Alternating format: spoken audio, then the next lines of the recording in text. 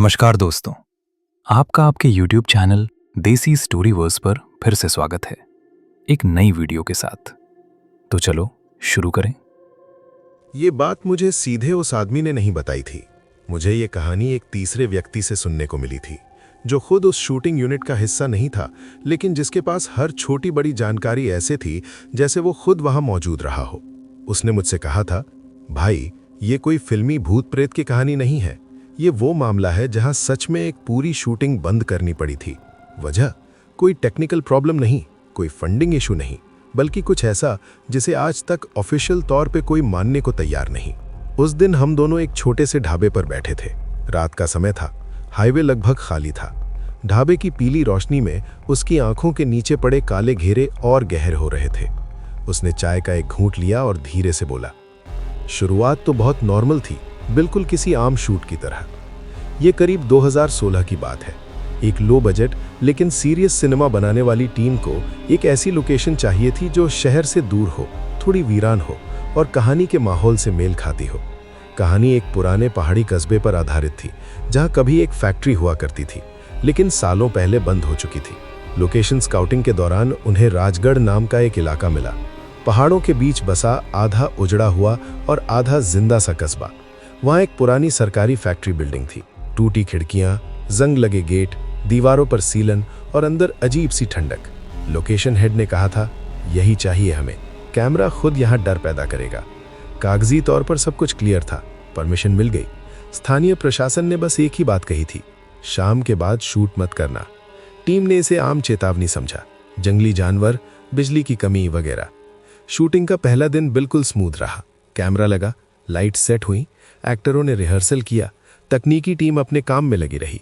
हालांकि कुछ बातें थीं जो नोटिस तो हुई, लेकिन किसी ने ज्यादा तवज्जो नहीं दी। जैसे फैक्ट्री के अंदर मोबाइल नेटवर्क अचानक गायब हो जाना, बैटरी फुल होने के बावजूद कैमरे का अचानक बंद हो जाना, और सबसे अजीब, फैक्ट्री के अंदर हर वक्त एक नम सी जली हुई लोहे जैसी गंध। डायरेक्टर ने मजाक में कहा, अरे भाई पुरानी बिल्डिंग है, इतना तो चलेगा। सब हंस दिए। दूसरे दिन शूटिंग थोड़ी अंदर वाले हिस्से में शिफ्ट हुई। वहां एक लंबा सा कॉरिडोर था, जिसके दोनों ओर छोटे छोटे कमरे। यहीं पहली बार कुछ अजीब हुआ। साउंड रिकॉर्डिस्ट ने अचानक शूट रोक दिया। उसका चेहरा सफेद पड़ चुका था। उसने कहा, सर माइक में कोई और आवाज आ रही है। सबको लगा कोई मजाक कर रहा है, लेकिन जब हेडफोन डायरेक्टर के कानों में गया तो वहां सिर्फ डायलॉग नहीं था, बीच बीच में कोई धीमी टूटी फूटी आवाज थी, जैसे कोई बहुत पास खड़ा होकर फुसफुसा रहा हो। भाषा समझ में नहीं आ रही थी, लेकिन टोन बेहद थकी हुई, भारी और गुस्से से भरी। तकनीकी टीम ने कहा, इंटरफेरेंस होगा। माइक बदला गया, वायर बदली गई, आवाज फिर भी आती रही। आखिरकार उस सीन को छोड़कर शूटिंग आगे बढ़ा दी गई। उसी शाम फैक्ट्री का चौकीदार, जो अब तक चुपचाप दूर बैठा रहता था, खुद चलकर डायरेक्टर के पास आया। उसने बहुत धीरे से पूछा, आप लोग रात को भी यहीं रुकेंगे क्या? डायरेक्टर ने कहा, हाँ, कल सुबह जल्दी शूट है। चौकीदार ने सिर हिलाया और जाते जाते बस इतना बोला, तो फिर दरवाजे बंद रखना, और अगर कोई आवाज सुने तो जवाब मत देना। टीम के कुछ लोग हंसे, कुछ चुप रहे, पर उस रात किसी को ठीक से नींद नहीं आई। करीब रात के 2 बजे लाइटमैन ने शोर मचाया। उसने कहा, कोई फैक्ट्री के अंदर चल रहा है। सब बाहर निकले, टॉर्च जली। अंदर दूर कॉरिडोर के आखिरी सिरे पर किसी के पैरों की आवाज थी, पर वहां कोई नहीं था। कैमरा ऑन किया गया। रिकॉर्डिंग में सिर्फ खाली कॉरिडोर था, लेकिन ऑडियो में स्पष्ट कदमों की आवाज। उस रात शूटिंग रोक दी गई। डायरेक्टर ने कहा, कल सुबह बात करेंगे। और यहीं से असली कहानी शुरू होती है। उस आदमी ने ढाबे पर मेरी तरफ देखा और कहा, भाई ये तो बस शुरुआत थी। असली वजह जिसकी वजह से पूरी शूटिंग हमेशा के लिए बंद करनी पड़ी, वो तीसरे दिन सामने आई। उसने चाय का आखिरी घूंट लिया और बोला, तीसरे दिन फैक्ट्री के अंदर एक ऐसा सीन शूट होना था जो कभी शूट नहीं हो पाया। यहीं पर उसने बात रोक दी। मैंने उससे कहा, फिर क्या हुआ? वो कुछ देर चुप रहा, फिर बोला, अगली बार बताऊंगा। क्योंकि वहीं से ये कहानी साधारण शूट से डरावनी हकीकत बन गई थी। तीसरे दिन की सुबह बाकी दिनों जैसी नहीं थी। आसमान साफ था, लेकिन धूप में वो गर्माहट नहीं थी जो पहाड़ी इलाकों में आमतौर पर होती है। फैक्ट्री के बाहर खड़ी यूनिट की गाड़ियों पर रात की ओस अब भी जमी हुई थी। डायरेक्टर सबसे पहले पहुंचा था। उसके हाथ में स्क्रिप्ट थी, लेकिन वो पढ़ नहीं रहा था, बस बार बार फैक्ट्री की इमारत को देख रहा था। उसने बाद में बताया था, ऐसा लग रहा था जैसे बिल्डिंग हमें देख रही हो, इंतजार कर रही हो। आज का सीन फैक्ट्री के सबसे अंदर वाले हिस्से में शूट होना था, वही हिस्सा जहां दूसरे दिन माइक में आवाज आई थी, रात में पैरों की आहट सुनी गई थी। सीन बहुत सिंपल था, एक किरदार को पुराने ऑफिस में जाकर एक अलमारी खोलनी थी, बस इतना ही। लेकिन लोकेशन हेड ने साफ कहा, इस रूम में हम पहले नहीं गए थे। वो कमरा बाकी फैक्ट्री से अलग था, दरवाजा मोटा लकड़ी का जिस पर जंग लगे लोहे के क्लैंप लगे थे। चौकीदार वहीं खड़ा था, उसने दरवाजे की तरफ इशारा किया और बोला, ये कमरा बंद ही रहता है। डायरेक्टर ने पूछा क्यों? चौकीदार ने सीधे जवाब नहीं दिया, बस इतना कहा, यहां कभी काम नहीं हुआ। ये बात किसी को समझ नहीं आई।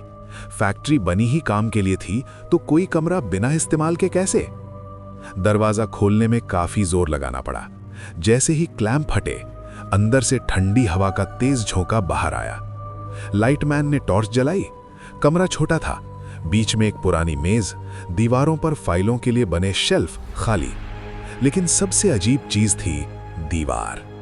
एक दीवार पर कुछ लिखा हुआ था, ना पेंट से ना चौक से, जैसे किसी ने नाखूनों से कुरेद कुरेद कर लिखा हो। शब्द साफ नहीं थे, पर एक लाइन बार बार उभर कर दिख रही थी, यहां शूट मत करो। कुछ सेकंड तक कोई नहीं बोला, फिर किसी ने हंसने की कोशिश की। अरे यार, लोकल लोग डराने के लिए लिख देते होंगे। लेकिन चौकीदार हंसा नहीं, वो पीछे हट गया। डायरेक्टर ने फैसला किया, सीन शूट होगा। कैमरा सेट किया गया, लाइट्स लगाई गईं, एक्टर अपनी पोजीशन पर खड़ा हुआ। Camera roll. रिकॉर्डिंग शुरू हुई। पहले टेक में सब कुछ ठीक था, लेकिन जैसे ही एक्टर अलमारी की तरफ बढ़ा, लाइट झपकी। एक सेकंड के लिए पूरा कमरा अंधेरे में डूब गया, और उसी एक सेकंड में एक्टर चीख पड़ा। लाइट वापस आई। एक्टर जमीन पर बैठा था, उसकी आंखें फैली हुई थी। वो अलमारी की तरफ इशारा कर रहा था। वहां कोई खड़ा था। सबने देखा, अलमारी खुली हुई थी, जबकि सीन में अभी उसे खोलना ही था। अंदर कुछ नहीं था, लेकिन कैमरा अब भी रिकॉर्ड कर रहा था। डायरेक्टर ने फुटेज चेक करने को कहा, और यहीं पर पहली बार किसी ने वो देखा जिसके बाद शूटिंग दोबारा कभी नॉर्मल नहीं रही। वीडियो में सब कुछ वैसा ही था, लाइट झपकने तक, लेकिन अंधेरे के उस एक सेकंड में फ्रेम में एक आकृति खड़ी थी, बहुत पास, कैमरे के एकदम सामने। चेहरा साफ नहीं था, लेकिन शरीर ऐसा लग रहा था जैसे कपड़े जले हुए हों, त्वचा काली और फटी हुई, और गर्दन अजीब तरह से झुकी हुई। सबसे डरावनी बात, वो आकृति सीधे कैमरे को देख रही थी। रिकॉर्डिंग में कोई आवाज नहीं थी, लेकिन स्क्रीन पर मौजूद हर इंसान को ऐसा लगा जैसे वो कुछ कह रही हो। उस दिन शूटिंग ऑफिशियली बंद नहीं की गई, लेकिन साउंड रिकॉर्डिस्ट ने नौकरी छोड़ दी। लाइटमैन ने उसी शाम सामान पैक कर लिया। एक्टर को बुखार चढ़ गया और वो रोता रहा। और चौकीदार, उसने फैक्ट्री के गेट पर ताला लगाया और बोला, अब ये जगह खुद बताएगी कि इसे क्या चाहिए। ढाबे पर बैठा वो आदमी यहीं रुक गया था। उसने मेरी तरफ देखा और कहा, भाई, तीसरे दिन तो बस इशारा मिला था, असली चेतावनी चौथी रात आई। मैंने पूछा, क्या हुआ उस रात? वो थोड़ी देर चुप रहा, फिर बोला, उस रात फैक्ट्री के अंदर कोई नहीं था, लेकिन फिर भी शूटिंग हमेशा के लिए वहीं खत्म हो गई। चौथी रात। सबसे अजीब बात यह थी कि उस रात फैक्ट्री के अंदर कोई नहीं था। डायरेक्टर ने जानबूझकर फैसला लिया था, आज कोई शूट नहीं, सब लोग गेस्ट हाउस में रहेंगे। फैक्ट्री से करीब 3 किलोमीटर दूर एक पुराना PWD गेस्ट हाउस था, वहीं पूरी यूनिट रुकी थी। लेकिन फैक्ट्री को पूरी तरह खाली छोड़ना भी आसान नहीं था। कैमरे, लाइट्स, जनरेटर सब वहीं पड़े थे। इसलिए 2 सिक्योरिटी गार्ड बाहर गेट पर तैनात किए गए, बस इतना ही। गेस्ट हाउस में सब अपने अपने कमरों में थे। डायरेक्टर ने बताया था, मुझे नींद नहीं आ रही थी, बार बार वही फुटेज आंखों के सामने आ रहा था। तभी उसके फोन पर कॉल आई। नंबर लोकल था। फोन उठाते ही सामने से आवाज आई, सर, फैक्ट्री में लाइट जल रही है। डायरेक्टर ने सोचा गार्ड मजाक कर रहे होंगे। उसने कहा, कोई अंदर नहीं है, जनरेटर भी बंद है। दूसरी तरफ से आवाज आई, सर, हमने भी यही सोचा था। डायरेक्टर, प्रोडक्शन मैनेजर और 2 टेक्नीशियन गाड़ी लेकर फैक्ट्री पहुंचे। गेट बाहर से बंद था, ताला वैसा ही लगा हुआ, लेकिन अंदर तीसरी मंजिल की खिड़की से पीली रोशनी आ रही थी। कोई जनरेटर नहीं, कोई बिजली कनेक्शन नहीं, फिर भी रोशनी साफ दिखाई दे रही थी। गार्ड कांप रहे थे। एक ने कहा, सर, अंदर से आवाजें भी आ रही हैं। कैसी आवाजें? डायरेक्टर ने पूछा। गार्ड ने जवाब नहीं दिया, बस फैक्ट्री की तरफ देखा। दरवाज़ा खोलने का फैसला लिया गया। जैसे ही ताला खोला गया, अंदर से वही जली हुई लोहे जैसी गंध, लेकिन इस बार ज्यादा तेज।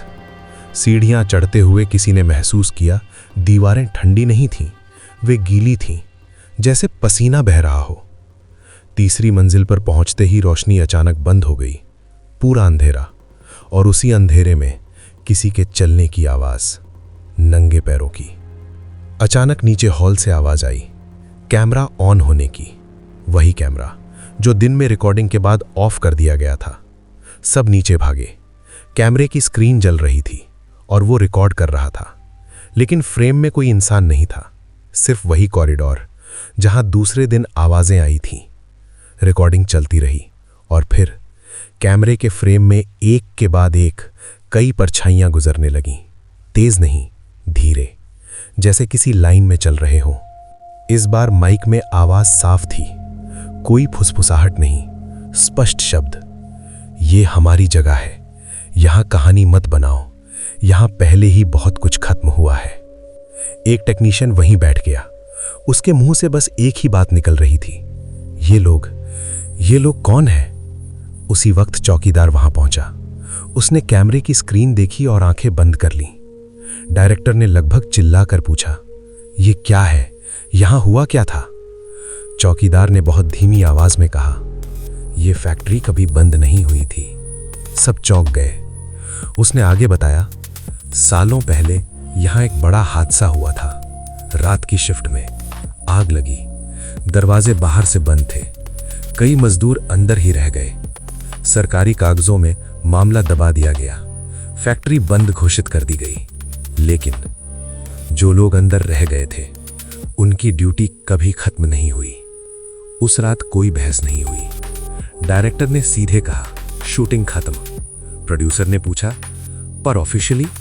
डायरेक्टर ने जवाब दिया, ऑफिशियली भी, अनऑफिशियली भी। लेकिन कहानी यहीं खत्म नहीं हुई। चौकीदार जाते जाते कहा, आप लोग जा रहे हैं ये ठीक है। फिर उसने कैमरे की तरफ देखा, लेकिन जिसने रिकॉर्ड कर लिया है वो इतना आसानी से नहीं जाएगा।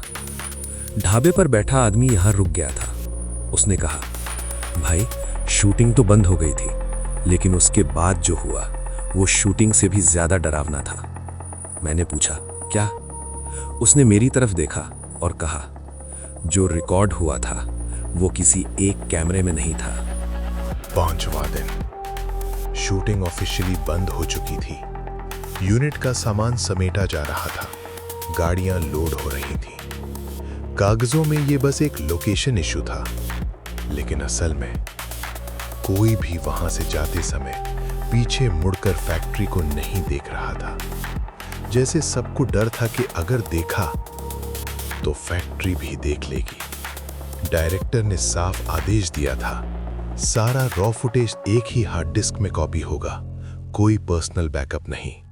सबने हामी भरी, लेकिन यहीं पहली गलती हुई। साउंड रिकॉर्डिस्ट जो तीसरे दिन नौकरी छोड़ चुका था, उसके पास अब भी एक ऑडियो फाइल थी। वो फाइल उसने कॉपी नहीं की थी, वो अपने आप उसके लैपटॉप में सेव हो गई थी। उसने खुद बाद में बताया, मैंने रिकॉर्ड बटन दबाया ही नहीं था। यूनिट दिल्ली लौट आई। पहले 2 दिन सब कुछ सामान्य रहा। तीसरे दिन डायरेक्टर को फोन आया, एक जूनियर एडिटर का। उसकी आवाज कांप रही थी, सर, वो फैक्ट्री वाला फुटेज वो बदल रहा है। डायरेक्टर ने समझा कोई करप्शन इशू होगा। उसने कहा, कल ऑफिस आकर दिखाओ। अगले दिन दोपहर एडिटिंग रूम में वही फुटेज चलाया गया जो फैक्ट्री में रिकॉर्ड हुआ था। शुरुआत वही थी, खाली कॉरिडोर, परछाइयां, आवाजें। पर अब फ्रेम के कोने में एक नई चीज दिख रही थी। परछाइयों की गिनती बढ़ चुकी थी और सबसे अजीब, उनमें से एक परछाई सीधे कैमरे की तरफ नहीं बल्कि स्क्रीन के बाहर देख रही थी, जैसे वो एडिटिंग रूम में बैठे लोगों को देख रही हो। कमरे में सन्नाटा छा गया। उसी दिन शाम को साउंड रिकॉर्डिस्ट का फोन आया। उसने कहा, मेरे लैपटॉप में वो ऑडियो अपने आप चल रहा है। डायरेक्टर ने कहा, डिलीट कर दो। साउंड रिकॉर्डिस्ट ने जवाब दिया, मैंने किया, लेकिन वो फिर वापस आ गया। उस ऑडियो में अब सिर्फ आवाजें नहीं थीं, अब नाम लिए जा रहे थे, यूनिट के लोगों के नाम, एक एक करके, और हर नाम के बाद एक ही लाइन, ड्यूटी बाकी है। 4 दिन बाद लाइटमैन की मौत हो गई। ऑफिशियल रिपोर्ट हार्ट अटैक, लेकिन उसकी पत्नी ने बताया, मरने से पहले वो 3 रातों से सोया नहीं था। वो बार बार कहता था, कोई मुझे काम पर बुला रहा है। काम। रात के 3 बजे डायरेक्टर ने शूटिंग छोड़ दी। उसने कोई नया प्रोजेक्ट साइन नहीं किया। उसका कहना था, जब भी कैमरा ऑन होता है मुझे लगता है कोई और भी रिकॉर्ड हो रहा है। उसने वो हार्ड डिस्क जिसमें सारा फुटेज था एक मंदिर में दान कर दी। लेकिन 3 हफ्ते बाद वही हार्ड डिस्क उसके घर के दरवाजे के बाहर रखी मिली, बिना किसी कवर के।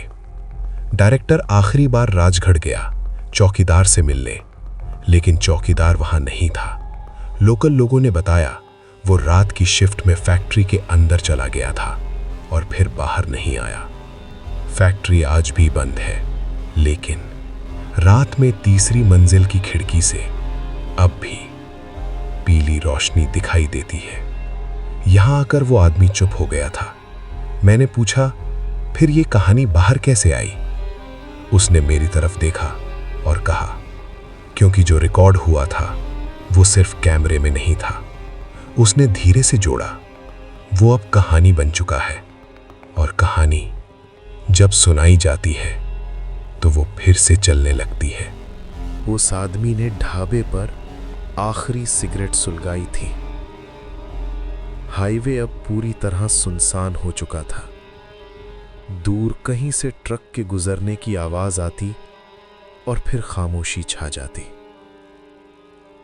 मैंने उससे पूछा, अगर इतना कुछ हुआ तो फिर तुम ये कहानी मुझे क्यों बता रहे हो? उसने हल्की मुस्कान दी, पर उस मुस्कान में खुशी नहीं थी। उसने कहा, क्योंकि अब ये कहानी मेरे पास भी नहीं रहनी चाहिए।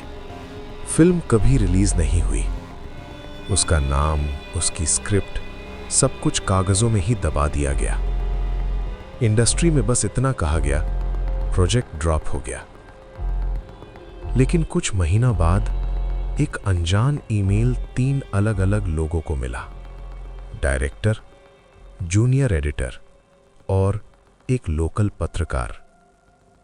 ईमेल में कोई मैसेज नहीं था, सिर्फ एक अटैचमेंट, एक ऑडियो फाइल। उस ऑडियो में कोई चीख नहीं थी, कोई डरावनी म्यूजिक नहीं, बस बहुत धीमी थकी हुई आवाजें। कई आवाजें, जैसे बहुत सारे लोग एक ही समय पर धीरे धीरे बोल रहे हों। हम काम पर थे, दरवाजे बंद थे, कट कभी नहीं बोला गया, और अंत में, अब रिकॉर्डिंग बंद मत करो। उस लोकल पत्रकार ने गलती कर दी। उसने इस कहानी को एक छोटे से ब्लॉग पर बिना नाम के छाप दिया। ब्लॉग वायरल नहीं हुआ, लेकिन जिन जिन लोगों ने उसे पूरा पढ़ा, उनमें से कई लोगों ने एक जैसी बात कही। रात को कान के पास हल्की सी फुसफुसाहट, नींद में जलते लोहे जैसी गंध, और सपनों में एक लंबा कॉरिडोर जिसका अंत दिखाई नहीं देता। पत्रकार ने ब्लॉग डिलीट कर दिया, लेकिन कहानी स्क्रीनशॉट्स में फैल चुकी थी। डायरेक्टर ने मरने से पहले एक आखिरी इंटरव्यू दिया था, ऑफ द रिकॉर्ड। उसने कहा था, हमें लगता है कि कैमरा सिर्फ वही रिकॉर्ड करता है जो सामने हो। उसने थोड़ी देर चुप रहकर जोड़ा, पर कुछ जगहों पर कैमरा उन्हें रिकॉर्ड करता है जो कभी बाहर ही नहीं निकल पाए। उस इंटरव्यू के अगले हफ्ते डायरेक्टर ने अपनी जान ले ली। उसके कमरे से कोई सुसाइड नोट नहीं मिला, बस टेबल पर एक कागज था। ड्यूटी पूरी हो गई। राजगढ़ की फैक्ट्री आज भी बंद है। सरकारी रिकॉर्ड में वो सिर्फ एक परित्यक्त इमारत है, लेकिन लोकल लोग बताते हैं अमावस की रात तीसरी मंजिल पर अब भी लाइट जलती है और कभी-कभी पूरी फैक्ट्री से एक साथ सीटी बजने जैसी आवाज आती है, जैसे शिफ्ट बदल रही हो। कहानी यहीं खत्म नहीं हुई थी। वो आदमी जिसने मुझे ये सब बताया, उसने जाते जाते कहा, मैं उस यूनिट में नहीं था। मैंने पूछा, फिर तुम्हें इतना सब कैसे पता? उसने मेरी तरफ देखा और बोला, क्योंकि मैं वही पत्रकार था। उसने पैसे काउंटर पर रखे और चला गया। उस रात घर आकर मैंने कुछ नोट्स लिखे, बस अपने लिए। लेकिन जब मैंने रिकॉर्डिंग बंद करनी चाही, मोबाइल अपने आप रिकॉर्डिंग करने लगा। रिकॉर्डिंग में मेरी आवाज नहीं थी, बस वही धीमी थकी हुई फुसफुसाहट। अब तुम सुन रहे हो, अब तुम बता रहे हो, ड्यूटी चल रही है। मैंने रिकॉर्डिंग डिलीट कर दी, लेकिन आज भी जब रात बहुत शांत होती है, मुझे लगता है कोई मेरे पीछे खड़ा है, देख रहा है कि कहानी पूरी सुनाई गई या नहीं। शायद यही वजह है कि ये कहानी हर बार किसी और तक पहुंच जाती है, क्योंकि कुछ जगहें और कुछ मौतें कभी ऑफिशियली खत्म नहीं होती और कुछ शूटिंग कट बोलने के बाद भी चलती रहती है। आज की कहानी यही खत्म होती है। अब मिलते हैं अगली वीडियो में किसी नई कहानी के साथ। तब तक के लिए वीडियो पसंद आया हो तो वीडियो को लाइक करें, चैनल देसी स्टोरीवर्स को सब्सक्राइब करें। धन्यवाद।